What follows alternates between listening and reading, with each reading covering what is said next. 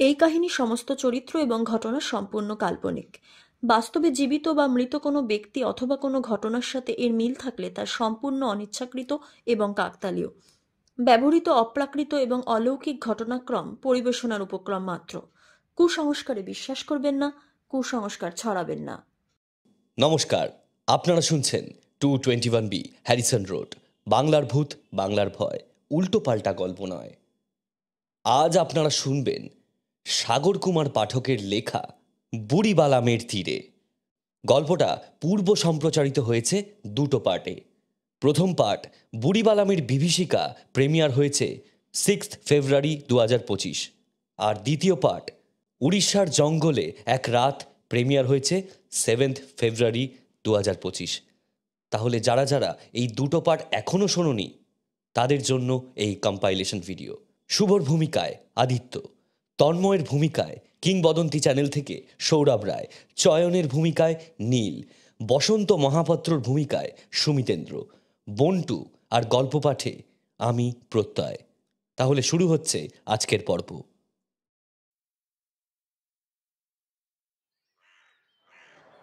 September মাসের সকাল।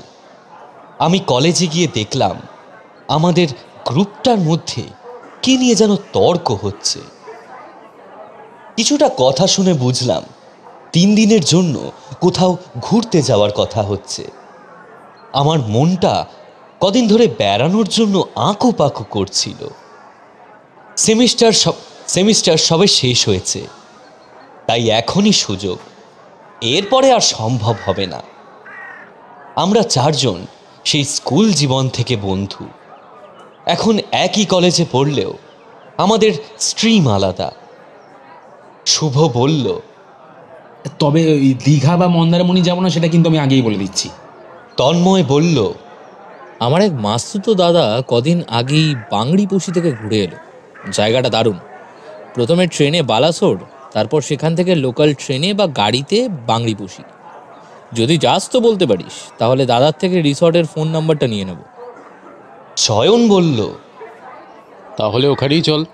বুদ্ধদেব গুহর বাংড়িপোষিতে 2 রাত্রির পরেই ওখানে যাওয়ার ইচ্ছেটা হয়েছিল।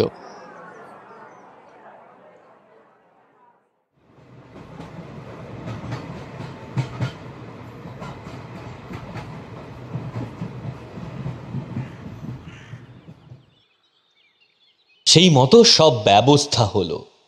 8:30টার ফলকনামা এক্সপ্রেসে চেপে 11:30টার পরই আমরা বালাসোর নেমে গেলাম। সেখান থেকে লোকাল ট্রেন ধরে যখন বাংড়িপোষি পৌঁছলাম তখন প্রায় 2টো বাজে। অটো করে রিসর্টে যখন পৌঁছালাম আমরা সবাই তখন বেশ ক্লান্ত হয়ে পড়েছি। তাই দুপুরবেলায় তাড়াতাড়ি খাওয়া দাওয়া করে ঘরে বিশ্রাম নিতে চলে গেলাম। একটা বড় ঘরে আমাদের 4 জনের একসাথে থাকার ব্যবস্থা হয়েছে। বিকেলে চা খেয়ে আমরা যখন রিসর্টের থেকে বের হব শুনলাম আজ শনিবারে হাট বসবে। একটা গাড়ি ভাড়া করে আমরা যখন সেই হাটে পৌঁছালাম তখন সেই হাট প্রায় ভাঙার মুখে। তবুও আমরা সেই ভাঙা হাট ঘুরে ঘুরে দেখলাম। একজন আদিবাসী বৃদ্ধের কাছ থেকে চয়ন একটা কাঠের তৈরি মুখোশ কিনল। যাওয়া আসার সময় পথের দুধারে চোখে পড়ল আদিবাসীদের ঘরবাড়ি, যার নিকানো উঠোন আর সুদৃশ্য আলপনায় আঁকা চিত্রিত দেওয়াল এক কথায় অনবদ্য। আমাদের মন আনন্দে নেচে উঠল। ফেরার সময় ড্রাইভারের ফোন নাম্বার নিয়ে এলাম। রাতে ফোন করে ওকে আশেপাশে ঘোরার জায়গা জেনে নিলাম। পরের 2টো দিন শুধু ঘুরেই কাটলো আমাদের। প্রথম দিন আমরা ব্রাহ্মণকুণ্ড, ঠাকুরানী হিল, বুড়িবালামের নদী, মা দুয়ারসিনী মন্দির, বাঁকবল ড্যাম আর বাদাম পাহাড় দেখলাম। পরদিন গেলাম শঙ্করমারা হ্রদ, বালিডিহা বাঁধ, সীতাকুণ্ড জলপ্রপাত। আসার পথে কুলিয়ানা গ্রামের ডোকরা শিল্প দেখে মোহিত হয়ে গেলাম আমরা। যদিও এটা সেপ্টেম্বর মাসের প্রথম সপ্তাহ, তবুও ফেরার সময় দেখলাম আকাশ ঘন কালো মেঘে ভর্তি।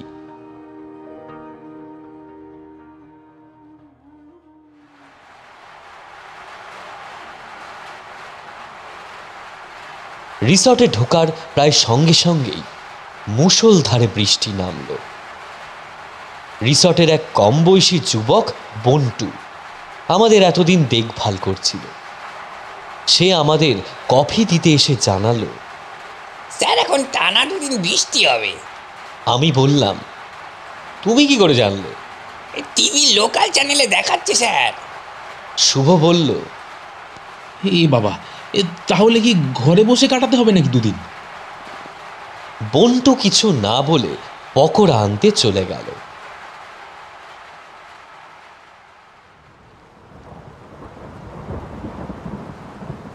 বন্টুর কথা সত্যি করে পরের দিনও টানা বৃষ্টি হয়ে গেল। এত বৃষ্টি যে 1 হাত দূরের জিনিসও ভালো করে দেখা যাচ্ছে না।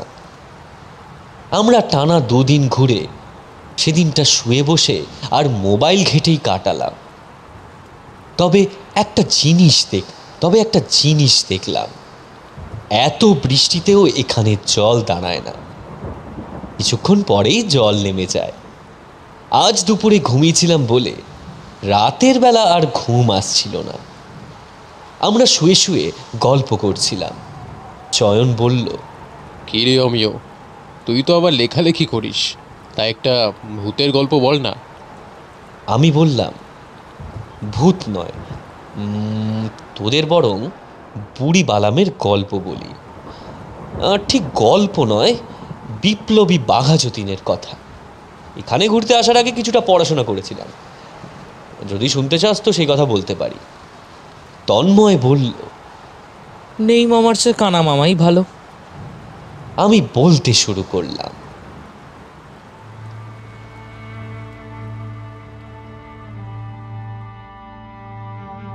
তোরা বিপ্লবী বাঘা যতীনের নাম নিশ্চয়ই শুনেছিস, তাই সেই নিয়ে আর বেশি কিছু বলছি না। 1914 সালে প্রথম বিশ্বযুদ্ধ শুরু হয়। জার্মানি তখন ইংরেজদের প্রধান শত্রু। জার্মানি থেকে ভারতের স্বাধীনতা সংগ্রামে প্রচার কার্য চালানোর জন্য বার্লিন কমিটি তৈরি করলেন সেখানে বসবাসকারী ভারতীয় ছাত্ররা। এদের সঙ্গে যোগাযোগ করে যতীন্দ্রনাথ 1915 সালে অবনী মুখার্জিকে জাপানে পাঠিয়ে দিলেন রাসবিহারী বসুর কাছে।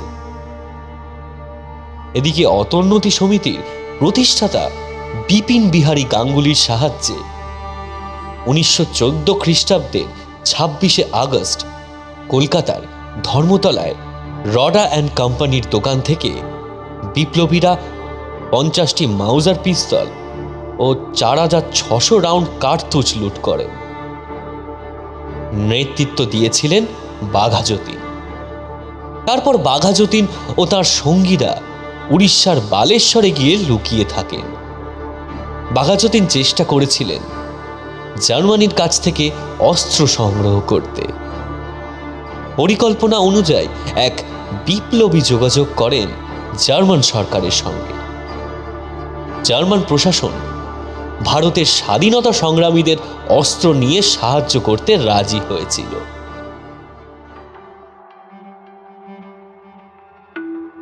বাঘা যতীনের সহযোদ্ধা নরেন্দ্রনাথ ভট্টাচার্য ভারতীয় বিপ্লবীদের জন্য বিদেশ থেকে অস্ত্র আনতে সিআর মার্টিন নাম নিয়ে বাটাভিয়া যান। সেখানে জার্মান দূতাবাসের মাধ্যমে যোগাযোগ করেন জার্মানির প্রশাসনের সঙ্গে। তাকে জার্মান সরকার জানায় অস্ত্র বোঝাই 3টে জাহাজ ভারতের উপকূলে তারা পাঠাবে। সেই অনুযায়ী ম্যাভেরিক, অ্যানি লার্সন ও হেনরি এসের নামে 3টে জাহাজ রওনা দেয় ব্রিটিশ ইন্ডিয়ার উদ্দেশ্যে। কিন্তু ইংরেজদের কাছে সেই খবর ফাঁস হয়ে গিয়েছিল। 3টি জাহাজের একটি হাতিয়ার একটি সুন্দরবনের রায়বঙ্গলে এবং একটি উড়িষ্যার বালেশ্বর উপকূলের পৌঁছানোর কথা ছিল। ইংরেজ সরকার আটক করে 3টে জাহাজকে। বালেশ্বরে বাঘা যতীনের গোপন আস্তানাতেও হানা দেয় police. Police commissioner Charles Tegart বিশাল পুলিশ বাহিনী নিয়ে বাঘাযতীন ও তার সঙ্গী বিপ্লবীদের পিছু নিয়েছিল। বিপ্লবীরা অনাহারে অর্ধাহারে এক জায়গা থেকে আরেক জায়গায় পালিয়ে পালিয়ে বেড়াতে লাগলেন। বাঘাযতীন ভীরু কাপুরুষ ছিলেন না, পাল্টা আক্রমণের জন্য প্রস্তুত হচ্ছিলেন তিনি। এদিকে ব্রিটিশ পুলিশরা বাঘাযতীনদের দলবলকে ডাকাত বলে গ্রামে গ্রামে প্রচার করেছিল। তাই স্থানীয় মানুষদের কেউ কেউ ভয় পেয়ে এবং ডাকাত ধরানোর ইনামি লোভে বাঘাযতীনদের গতিবিধির খবর জানিয়ে দিচ্ছিল পুলিশকে। একদিন বঙ্গোপসাগরের উপকূলে এই বুড়িবালাম নদীর তীরের এক দোকানে 4 সঙ্গীদের নিয়ে খেতে বসেছিলেন বাঘাযতীন। সেই খবর পুলিশের কাছে পৌঁছয়। তখনই পুলিশ বাহিনী নিয়ে বালেশ্বরের জেলা ম্যাজিস্ট্রেট কিলবি ও মিলিটারি লেফটেন্যান্ট রাদারফোর্ড চলে যায় সেখানে। বাঘাযতীনও বিপদ আঁচ করে লড়াইয়ের জন্য প্রস্তুত হলেন। আশ্রয় নিলেন পরিখার আড়ালে। পুলিশের সঙ্গে তাদের গুলির যুদ্ধ শুরু হলো। 1915 সালের 9 সেপ্টেম্বর স্বাধীনতা সংগ্রামে এক পবিত্র রণক্ষেত্রে পরিণত হল বুড়িবালামের তীর। গুলির যুদ্ধে সেখানে চিত্তপ্রিয় রায়চৌধুরী শহীদ হলেন, গুরুতর আহত হলেন বাকি 3 জন। তাঁদের গুলি সব ফুরিয়ে গিয়েছিল। এই অবস্থায় ব্রিটিশ পুলিশ তাঁদের বাগে পেল। পরের দিন বালেশ্বর সরকারি হাসপাতালে মারা গেলেন বাঘাযতীন। বিচারে তাঁর সঙ্গী জ্যোতিষ পালের 14 বছর সশ্রম কারাদণ্ড হল। মনোরঞ্জন সেনগুপ্ত ও নীরেন্দ্রনাথ দাশগুপ্তের হল ফাঁসি। বুড়িবালামের তীরে ব্রিটিশ শাসকের বিরুদ্ধে যে 4 বাঙালি বিপ্লবী মরণপণ লড়াই করেছিলেন তার প্রতি শ্রদ্ধা জানিয়ে বিদ্রোহী কবি নজরুল ইসলাম লিখলেন, বাঙালির রণ দেখে যা তোরা, রাজপুত শিখ মারাঠি জাট বালাসর বুড়িবালামের তীর, নবভারতের হলদিঘাট। শুভ বলল, আজ কত তারিখ জানিস? আমি চমকে উঠে বললাম, 7ই সেপ্টেম্বর, মানে আর 2 দিন বাদেই। ওই দিন তো আমরা ফিরে যাব। কাল যদি বৃষ্টি থামে একবার বুড়িবালামের তীরে যাব। নিশ্চয়ই। যে মানুষগুলো দেশকে স্বাধীন করার জন্য নিজের জীবন বিসর্জন দিলেন তাদের সম্মান জানানোটা আমাদের কর্তব্য। ঝড় বৃষ্টির নির্জন রাতে আমরা আনমনে জানালার বাইরে তাকিয়ে রইলাম। বাংড়িপোশির অন্ধকার জঙ্গলের প্রেক্ষাপটে আমাদের কল্পনা যেন প্রাক স্বাধীনতার এক দুঃসাহসী চিত্র এঁকে যাচ্ছে।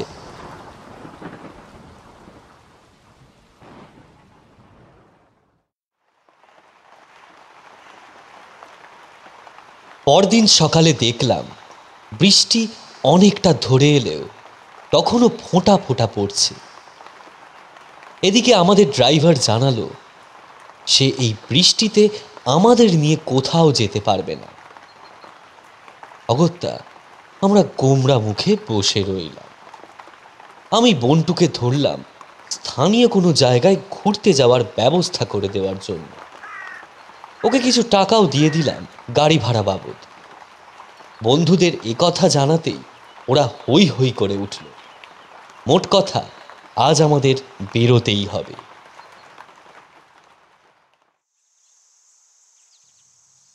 আচ্ছা, ঘুরতে এসে এমন ঘরে বসে থাকবো জানলে আমি মামার বাড়ি চলে যেতুম। মুখে একটা তেতো ভাব নিয়ে কথাটা বলল তন্ময়। তখন বিকেল, বৃষ্টি পুরোপুরি থেমে গেছে। তাও ঘরে বসে থেকে আমরা সবাই তিতি বিরক্ত হয়ে উঠেছি। আমাদের আর ধৈর্য ধরছে না। এদিকে বন্টু নাকি তার গ্রামের বাড়িতে গেছে। কখন ফিরবে এ কথা ম্যানেজার বলতে পারল না। আমার খুব বিরক্ত লাগছিল। বন্টুর নাম্বার চাইতে জানতে পারলাম সে নাকি মোবাইল ব্যবহার করে না। আশ্চর্য তো, আজকালকার দিনে মোবাইল ব্যবহার করে না এমন কেউ আবার আছে নাকি?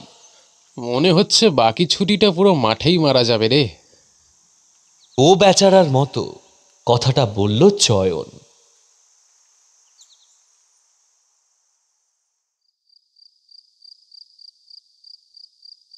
রাতের বেলা ডাইনিং হলে খেতে বসে দেখি বন্টু খাবার পরিবেশন করছে। এখন এই রিসর্টে আমরা ছাড়া আর কেউ নেই। আরেকটা পার্টির আসার কথা ছিল, কিন্তু এই বৃষ্টিতে তারা আজ আর আসবে না বলেছে। সম্ভবত কাল আসবে। বন্টু যখন টেবিলের সামনে দিয়ে ভাতের গামলা নিয়ে যাচ্ছিল, দেখলাম তার মুখ গম্ভীর। তবে আজ একজন নতুন লোককে দেখলাম, একটু বয়স্ক মতো, রোগা কালো চেহারা। বন্টুর কথা শুনে বুঝলাম ইনি বন্টুর মামা। নাম বলল বসন্ত মহাপাত্র। আপাতত গম্ভীর লোকটাকে দেখে আমার খুব একটা খারাপ মনে হলো না। তবে বসন্ত যেন সব কিছুতেই বিরক্ত। কিছু কিছু মানুষ থাকে যারা পৃথিবীর সব কিছুর ওপরেই সারা জীবন খুব বিরক্তিভাব প্রকাশ করে থাকে। আমার মনে হলো বসন্ত সেই রকমের একটা মানুষ। শুনলাম সে আসলে এই রিসর্টের রাঁধুনি। একটা কাজে গ্রামের বাড়িতে যাওয়ায় এতদিন তার ভাগনা রান্নার কাজ সামলাচ্ছিল। বসন্ত আজ আমাদের কাঁকড়ার ঝাল খাওয়ালো। তার রান্নার হাত বেশ ভালো। রান্নার প্রশংসা করতে বসন্ত কোনো উত্তর না দিয়ে গম্ভীর মুখে দাঁড়িয়ে রইল। তবে একটা জিনিস আমি এখানে এসে লক্ষ্য করেছি, এরা উড়িষ্যার লোক হলেও বেশ ভালো বাংলা বলে। এমন সময় বন্টু বলল, স্যার আমি আপনাদের ঘরে রাতের বেলা যাব, সঙ্গে মামাও থাকবে, তখন আপনাদের সঙ্গে কথা বলবো। হ্যাঁ হ্যাঁ নিশ্চয়ই। course. হ্যাঁ ঠিক আছে ঠিক আছে, আসবে কিন্তু।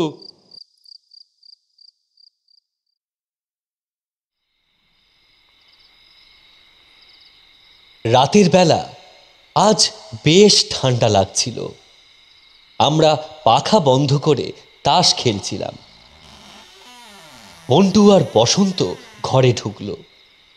দুজনেই জড়সড় হয়ে দাঁড়িয়েছিল।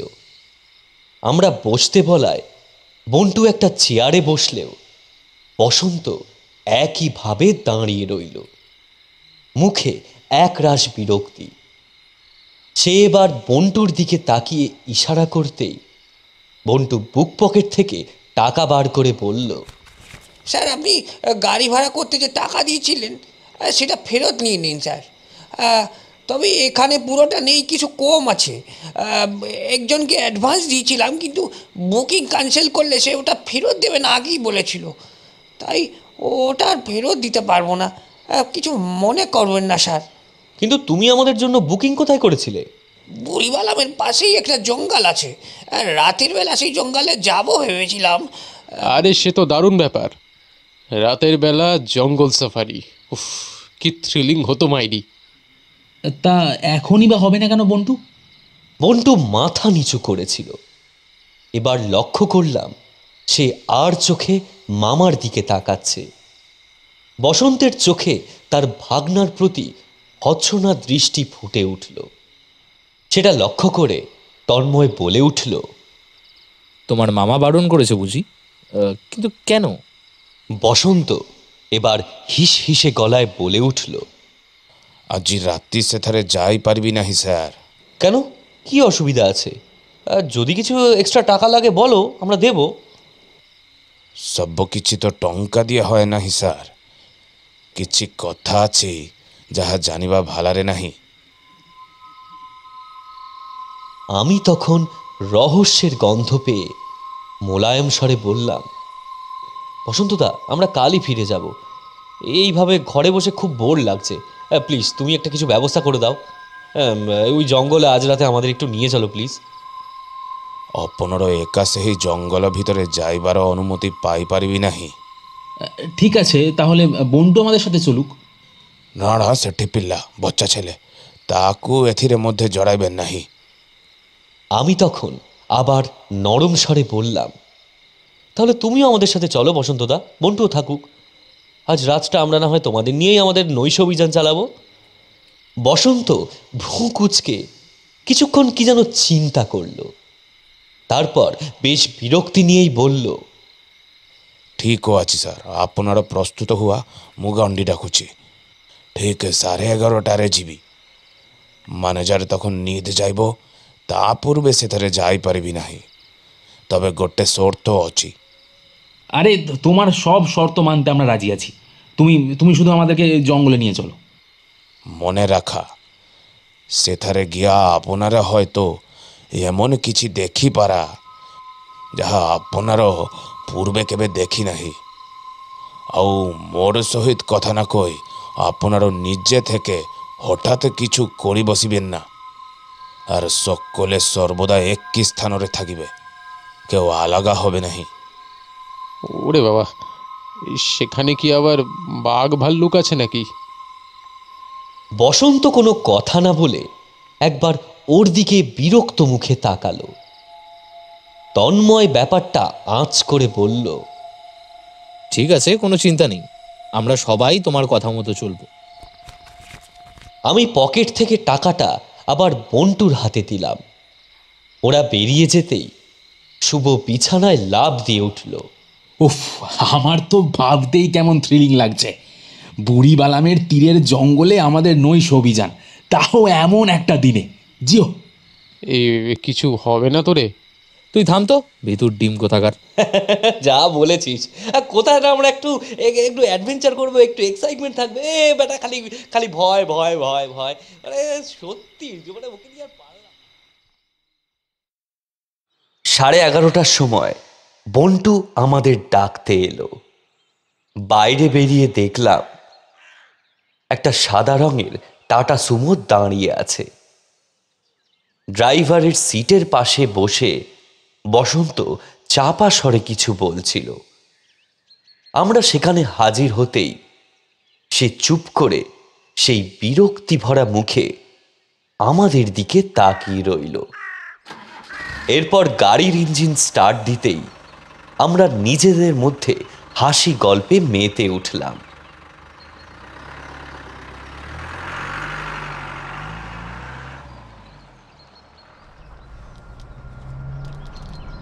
এদিকে দেখি আবার টিপ টিপ করে বৃষ্টি শুরু হয়েছে, আকাশও মেঘে ঢাকা। এই জঙ্গলটার নাম বাড়িপোদার জঙ্গল। এই জঙ্গলে বাঘা যতীনের লড়াইয়ের ঘটনাটা নিয়ে আরও কিছু জানা থাকলে বলো না, অমিয় তুমি। ব্যাস, আমি উৎসাহ পেয়ে শুরু করে দিলাম।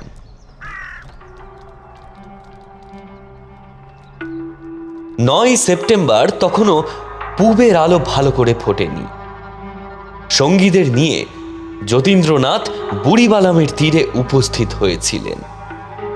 পাহাড়ি জঙ্গল ভেদ করে যখন তাঁরা নদীর ধারে এলেন, তখন স্থানীয় লোকদের মনে সন্দেহ জাগল। তারা স্থানীয় দফাদারকে খবর দিয়ে দিল, কারণ ইংরেজরা আগেই রটিয়ে দিয়েছিল একদল বাঙালি ডাকাত নাকি এখানে ঘুরে বেড়াচ্ছে। তাদের খোঁজ পেলেই যেন ইংরেজ পুলিশকে জানিয়ে দেওয়া হয়। অল্পক্ষণের মধ্যে বাঙালি ডাকাতদের আসার খবর মুখে মুখে প্রচারিত হয়ে গেল। সঙ্গে সঙ্গে সদরের লোক ছুটল সেই খবর জানাবার জন্য। সেই খবর পৌঁছল কান্দিপোদায়, যেখানে এক পল্টন সরকারি বাহিনী মজুদ ছিল। ব্রিটিশদের এই চালের ফলে পথে উন্মত্ত জনতার সঙ্গে বিপ্লবীদের কয়েকবার সংঘর্ষ হয় এবং তারা গুলি ছুড়তে বাধ্য হন। তাতে 2 জন নিহত ও কয়েকজন আহত হন। এইভাবে গ্রাম ছাড়িয়ে যাওয়ার পরে তাদের সামনে একটা নদী পড়েছিল। সাঁতার দিয়ে তারা নদী পার হয়েছিলেন। যতীন্দ্রনাথ তখন জানতে পারেননি যে পুলিশের একজন দারোগা ছদ্মবেশে সামনে তাদের অনুসরণ করে চলেছেন এবং তিনিও দূর থেকে সাঁতার দিয়ে নদী পার হয়ে একটা গাছের উপর উঠে তাদের উপর লক্ষ্য রেখেছিলেন। এইভাবে এক অভাবনীয় অবস্থার মধ্যে দিয়ে তাদের 6 দিন চলতে হয়েছিল। 2 দিন তারা বিশ্রামের কোনো সুযোগ পাননি, ঘুমোনো তো দূরের কথা, পেটেও কিছু খাবার পড়েনি। সকলেই খিদে আর ক্লান্তিতে অবসন্ন হয়ে পড়েছিলেন। পথে একটা দোকান থেকে সামান্য চিড়ে মুড়কি ও বাতাসা কিনে খেলেন। এরপর নদী পেরিয়ে উঠলেন একটা ধানের ক্ষেতে। সেই ধানের ক্ষেত পেরিয়ে তারা চষাখণ্ড বলে একটা ছোট্ট গ্রামের পাশের জঙ্গলের মধ্যে ঢুকলেন। বসন্ত আর বন্টুও আমার কথা মন দিয়ে শুনছিল। বন্টু বলে উঠল, এটাই সেই জঙ্গল, আর চষাখণ্ডতে আমার মামার বাড়ি। হচ্ছিল। তন্ময় বলল, তারপর কি হলো? নীরেন তখন অসুস্থ হয়ে পড়েছেন, সুতরাং যতীন্দ্রনাথ আর না এগিয়েই সেখানেই একটা ছোট পাহাড় বেছে নিলেন। সেটার একদিকে ছিল একটা পুকুর আর অন্যদিকে ছিল ফাঁকা মাঠ। মাঠের মধ্যে একটা বিরাট উইঢিপি। সেখানেই তিনি 3 দিকে যুদ্ধক্ষেত্রের মতো একটি ট্রেঞ্চ বানালেন। অসুস্থ নীরেনকে সেই ট্রেঞ্চের ভিতরে রেখে তারা শত্রুর অপেক্ষায় রইলেন। অন্য 3 জন সহকর্মীকে নির্দেশ দিলেন মাউজার পিস্তল ও দূরপাল্লার রাইফেল নিয়ে প্রস্তুত থাকতে। চিত্তপ্রিয়তার দূরবীন দিয়ে দেখতে পেলেন যে ব্রিটিশ বাহিনী সাঁড়াশির মতো দ্রুত তাদের দিকে এগিয়ে আসছে। সেই বাহিনীর পুরো ভাগে ছিলেন রাদারফোর্ড ও মেজর ফ্রেম। ঠিক সেই সময় মনোরঞ্জন দেখতে পেলেন যে নিকটবর্তী একটি গাছের মগডাল থেকে একজন একটা সাদা রুমাল নাড়াচ্ছে। লোকটি সেই ছদ্মবেশী পুলিশের দারোগা। সঙ্গে সঙ্গে বিপ্লবীদের গুলির আঘাতে দারোগার প্রাণহীন দেহটা গাছ থেকে মাটিতে পড়ে গেল। ইতিমধ্যে তাদের অবস্থান অনুমান করে সরকারি বাহিনীর 300 রাইফেল গর্জন করে উঠল। সেই বাহিনী এরপর রাইফেলের গুলি বর্ষণ করতে করতে এগিয়ে এলো।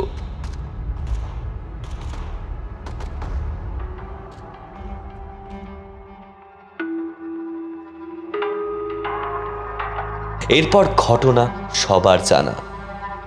এরপর বালেশ্বর হাসপাতালে মৃত্যু পথযাত্রী যতীন্দ্রনাথকে নিয়ে আসা হয়। সরকারের পক্ষ থেকে তাকে বাঁচানোর জন্য বহু চেষ্টা করা হয়েছিল। সেজন্য কটক থেকে ইংরেজ সার্জন জেনারেল পর্যন্ত এসেছিলেন, কিন্তু সব কিছু চেষ্টা ব্যর্থ করে দিয়ে পরের দিন 1915 সালের 10ই সেপ্টেম্বর তারিখে সেই বীরের জীবন প্রদীপ নিভে গিয়েছিল। কথিত আছে যে শেষ নিঃশ্বাস ত্যাগের পূর্বে টেগার তার মাথার টুপি খুলে বাঘা যতীনকে অভিবাদন করে বলেছিলেন, can I do anything for you mister Mukherjee? উত্তরে তিনি শুধু বলেছিলেন, না ধন্যবাদ। সেটাই ছিল তার শেষ কথা। পরে বিচারে নীরেন ও মনোরঞ্জনের মৃত্যুদণ্ড হয়েছিল এবং বালেশ্বর জেলেই তারা সেই বছরেই ডিসেম্বর মাসে ফাঁসির মঞ্চে প্রাণ ত্যাগ করেছিলেন। জ্যোতিষ পাল 1924 সালে বহরমপুর উন্মাদাগারে মারা গিয়েছিলেন।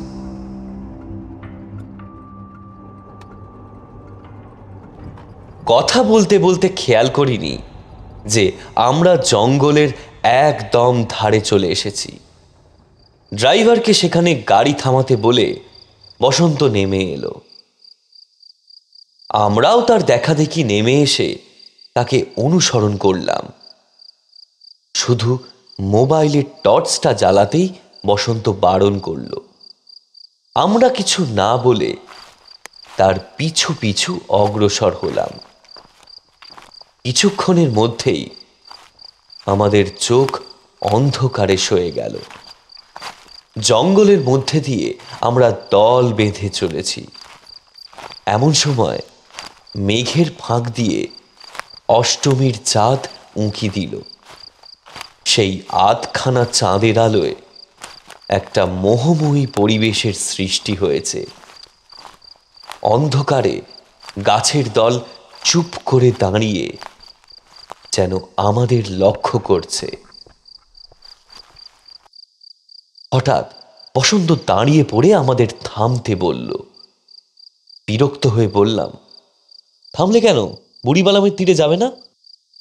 ଆଜି ମୋରା ବୁଢ଼ୀ ବାଲମେର ତୀରେ ନାଇଁ ଯାଉଛି। ମୁଁ ଏହି ଜଙ୍ଗଲର ଭିତରେ ଠିଆ ରବ। যা বাবা, ভাবলাম আজকের রাতে বুড়িবালামের তীরে এসে একটা নতুন অভিজ্ঞতা হবে, তা না। সে আরো কিছু বলতে যাচ্ছিল, তাকে থামিয়ে দিয়ে বিরক্ত মুখে বসন্ত বলল, আপনারা দয়া করে নীরব থাকিবেন, শব্দ করিবেন না। সে আউচু। কে আসছে? তারপর বসন্ত হাত দিয়ে জঙ্গলের একটা দিকে নির্দেশ করল। আমরা ওর কথা মতো তাই করলাম। কয়েক সেকেন্ড কেটে যাওয়ার পর জঙ্গলের মধ্যে একজন ছুটে আসার শব্দ পেলাম। আমরা সেদিকে তাকিয়ে আছি। জঙ্গলের সেদিকটা একটু ফাঁকা, গাছপালা বেশি নেই, বরং সেখানে একটা ঢিপির মতো আছে। আমার মনে হলো একটা কম বয়সী ছেলে দৌড়ে এবার ঢিপির আড়ালে লুকিয়ে পড়ল। তবে এখান থেকে তার গতিবিধি স্পষ্ট লক্ষ্য করা যাচ্ছে। বেশ বুঝতে পারলাম আমার মতোই সবাই সেই ছেলেটাকে দেখতে পেয়েছে। এবার দেখলাম ছেলেটার হাতে একটা পিস্তল। সেটা সে তার সামনের দিকে, মানে যে রাস্তা দিয়ে দৌড়ে এসেছে সেদিকে তাক করে আছে। আমরা আছি তার ডান দিকে গাছের আড়ালে।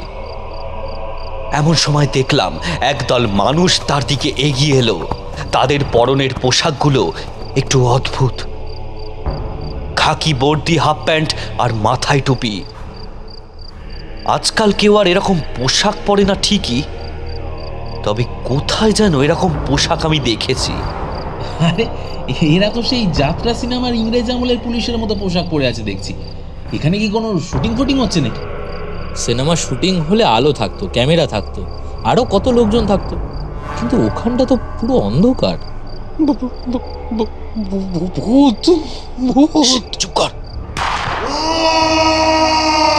এমন সময় কান ফাটানো একটা আওয়াজ আর আগুনের ঝলক দেখে বুঝলাম ছেলেটা পিস্তল থেকে গুলি চালিয়েছে। সেই গুলিতে একজন আর্তনাদ করে মাটিতে লুটিয়ে পড়তেই সেই দলটাও পাল্টা গুলি চালাতে লাগলো। মুহুর্মুহু গুলির আওয়াজ, আগুনের ঝলক আর ধোঁয়ায় জায়গাটা রণক্ষেত্রে পরিণত হলো।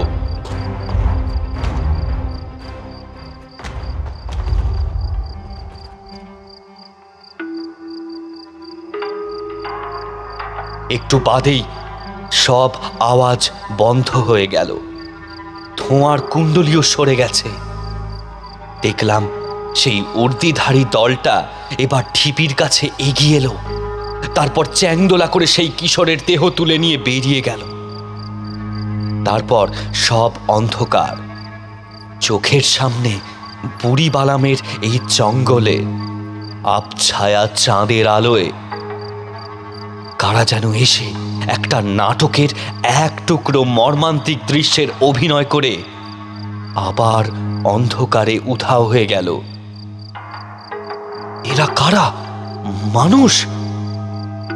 যদি মানুষই হয় তবে কোন সময়? এসব দাঁড়িয়ে তখন ভাবছিলাম, সম্বিত ফিরল বসন্তর কথায়। শীঘ্রই ফেরি চলন্তু স্যার। বসন্তদা, ব্যাপারটা কি হলো বলো তো? ଆପଣଦେরও ସେଥିପାଇଁ ଏଠାରେ ଆସିତେ ବାରଣ କରିଥିଲି। সে না হয় বুঝলাম, কিন্তু ব্যাপারটা একটু খুলে বলবে তো আমাদের? ମୁଁ ସବୁ କହିବି। ବର୍ତ୍ତମାନ ହୋଟେଲକୁ ଫେରି ଚଲନ୍ତୁ। ଡ୍ରାଇଭର ଦୀର୍ଘ ସମୟ ଅପେକ୍ଷା କରିତେ ପାରିବି ନାହିଁ।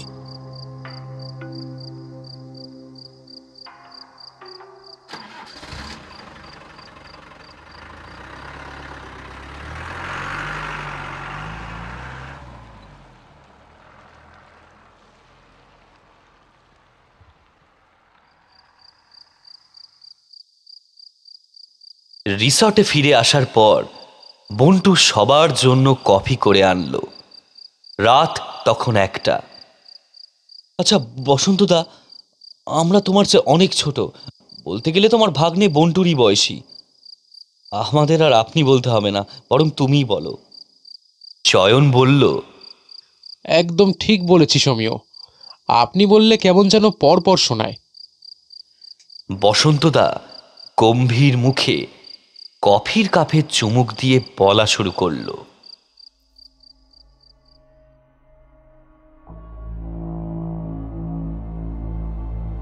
আজ ମୁଁ তোমাদের যে কাহিনী কহিব তাহা এথারের স্বল্প লোকই জানুছি। আসলে ইহা বড় লজ্জার ইতিহাস। তাই এ বিষୟରେ କାରେও ମୁଁ କହିପାରିବି ନାହିଁ। ତଥାପି ଆଜି ତୁମ ସବୁ ନିଜ ଆଖିରେ ଦେଖୁଛି। তাই তোমাদের নিকটে କିଛି লুকাই পারিবি ନାହିଁ। ତୁମେ ବାଘା ଯତୀନର ଯାହା ଇତିହାସ କହିଲା ତାହା ସବୁଟାই ঠিক। তথাপি চষা খণ্ডের পুরনো লোকেরা আরও কিছু জানে যাহা বাহির স্থানের ব্যক্তি জানিপারিবি ନାହିଁ। এখানকার একজন যোদ্ধার থিলে, যাহার নাম ମୁଁ ଆଉ উল্লেখ ନାହିଁ କରିলাম, କାରଣ ତାହାର ପରିବାର ବର୍ତ୍ତମାନ ଜୀବିତ ଅଛି। ସେହି ଯୋଦ୍ଧାର 2ଟି ପୁଆ ଥିଲେ, ମାନେ 2ଟି ছেলে। ସେ ଟଙ୍କା ପାଇ ସବୁ କିଛି କରିତେ ପାରନ୍ତି। ସେ যখন খবর পাইলে ব্রিটিশ মানে বাঙালি ডাকাতদের খুঁজিছে, সে ইহা বিষয়ে কিছু সূচনা পাইতে তার চরেদের সমগ্র অঞ্চলে ছড়িয়ে দিলেন। তাহার মানুষেরা যথারীতি খবর পাইলে। তথাপি সেমানে দলটা যে ডাকাত নহে বরং বিপ্লবী, সে খবর আনিলে তারা। যোদ্ধার দেখিলে ইহা এক ভালা চুক্তি। ব্রিটিশ নিকটে অধিক টঙ্কা রোজগার করা যাই পারিবে। সে নিজের বড় বালকটিকে ইংরেজদের খবর দিউ লাগি পাঠাবারে চিন্তা করিলেন। এদিকে তাহার ছোট বালকটি আবার বিপ্লবীদের প্রতি বহুত শ্রদ্ধা সম্মানও করুথিলা। বাপেরও ইংরেজ মানে সাথে ঘনিষ্ঠতা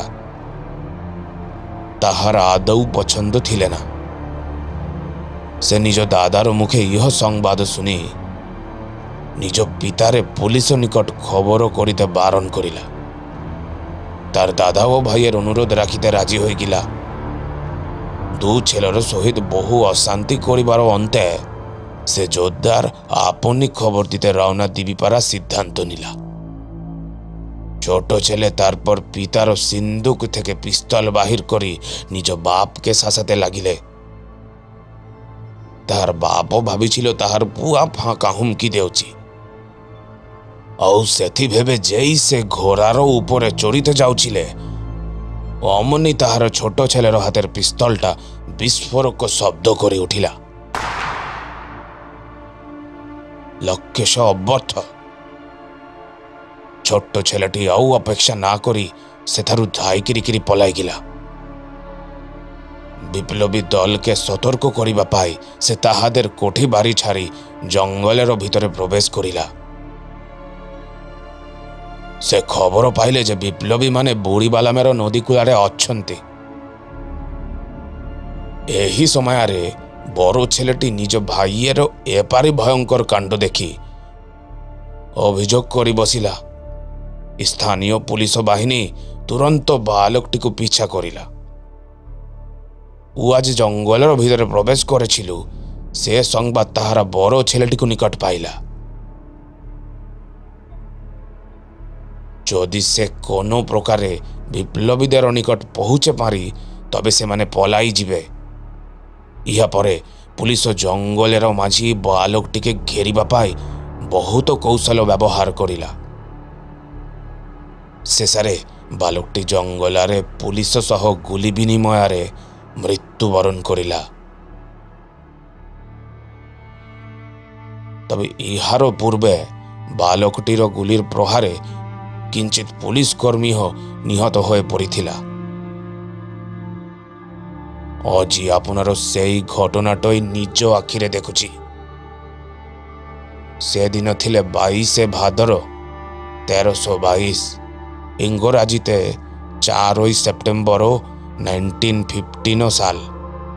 প্রতি 22 ভাদ্র জঙ্গলের সেই ঘটনা পুনরাবৃত্তি ঘটুছি। এহিবারেও ঠিক সেই দিন পারি ভাদ্র মাসের 22 তারিখ সেপ্টেম্বর 8 তারিখ পড়ুছি।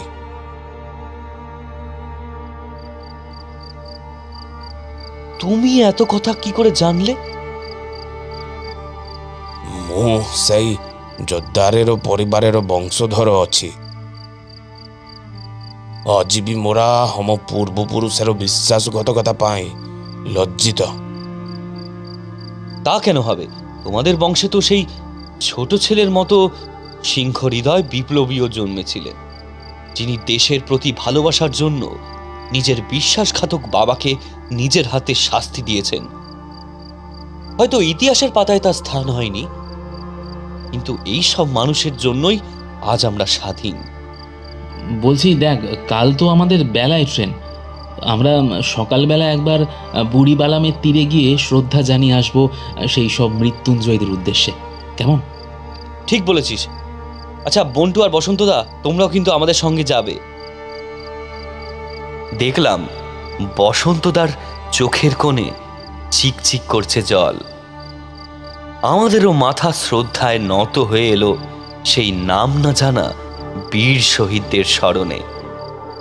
জানালা দিয়ে দেখলাম সেই তরুণের বুকের থেকে বেরিয়ে আসা লাল রক্তের মতো রং মেখে সূর্যদেব উঁকি মারছেন পূব আকাশে।